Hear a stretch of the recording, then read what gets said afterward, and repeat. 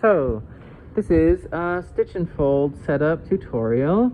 We've got instructions on the Stitch'n Fold and some other helpful things that exist on here as well for setting it up, but here's the walkthrough.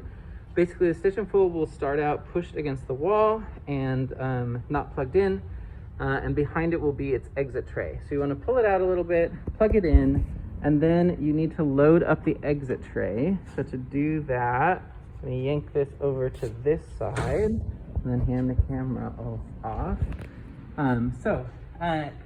The way that this goes on is that there are these two hooks on the ends of it, and inside here there are pins with little labels that say hook to here. So I'm going to go in at an angle with this. I'm going to hook the little hooks onto those pins, and then I'm going to lower the tray down, and now it is in place. Great. So continuing, we are going to be folding half legal right now. So we check what it's currently set up to. It is set up to half letter, so we're going to have to reset its positioning, which is great. If you would grab one copy of this. So we're setting it up for a legal zine. There's a bunch of stuff that we get to change in order to do that. First up, I'm going to have us set the width, even though it's probably already set to 8.5.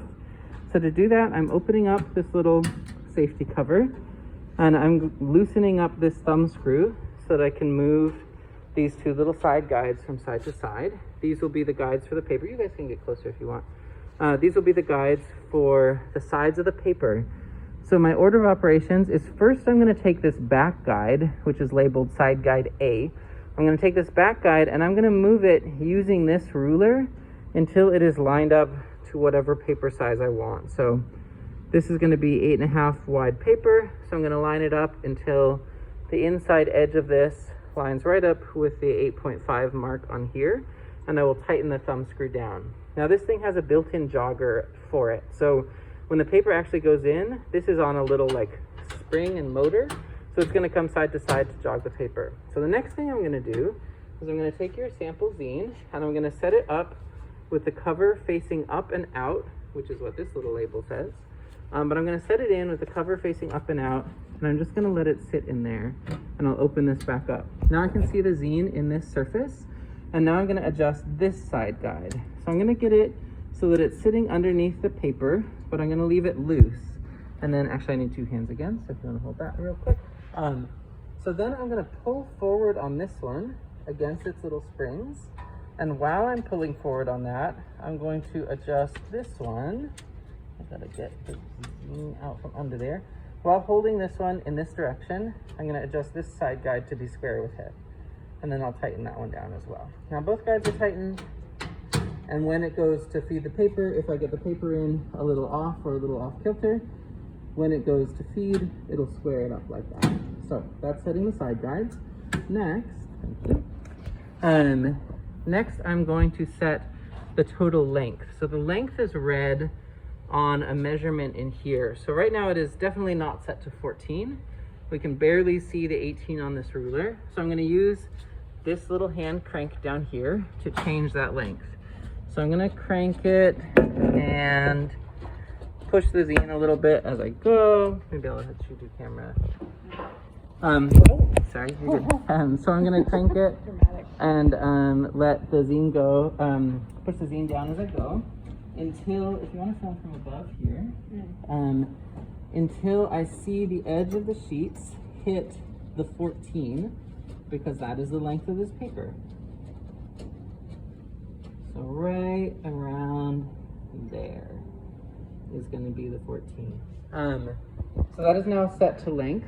And now basically the last thing that I have to change for setting up to paper size is if I come over to this side of the machine, down here there's a little dial, the gate timer, which I need to check what its options are. So 8.5 by 11, 5.5 by 8.5, so like small sides on this side, 11 by 17, longer sides on this side.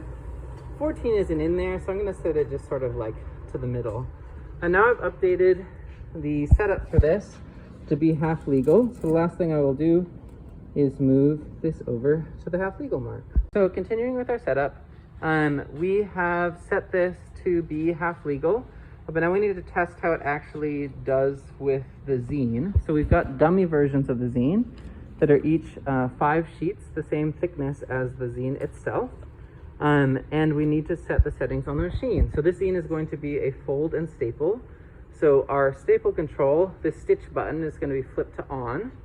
And down here, our fold control, the labels on this switch itself are wrong, but I'm going to have it on the fold side, so it will be also folding. And the last thing I check is the jogger control is also on. It's these little fingers come up to help like jog the sheet from the back when I go to put it in.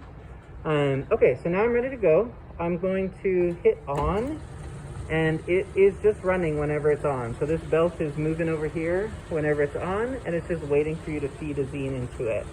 So what you're gonna do, you don't have to jog it too much, but you're gonna take one of your stacks of your zines, and you're gonna toss it in over here. Now I say toss it because if you just let it fall on its own, the sheets will fall at different rates, and you want them to kind of go as a set. So I'm gonna take this as a whole, toss it in, and then I will come over here to see how I did. Looks pretty good. Staples are nice and on the fold. And then the next thing that I want to assess, it came out like this. So in our test, this is the top of the sheet, or the top of the stack. I want to sight down and see how did my fold do. Looks like the top is a little long for this right now. The bottom section is a little shorter. So I want to do some fine tuning to make sure that the fold is right in the middle of the stack. And to do that fine tuning, I'm going to come over here to read these instructions. So for doing fine tuning, I need to decrease the top/front section of this zine. So I'm going to turn this little dial slightly clockwise, just a little bit, and then I'll run another test and see if that improves the fold position. When I'm good and ready to go, I can reset the counter so that it's at 0, and then it will just increment as I toss zines into it. And that's kind of it. I recommend that you have a big stack of your zines, cover up and facing to the right, and just toss them in one at a time and periodically clear off this exit tray.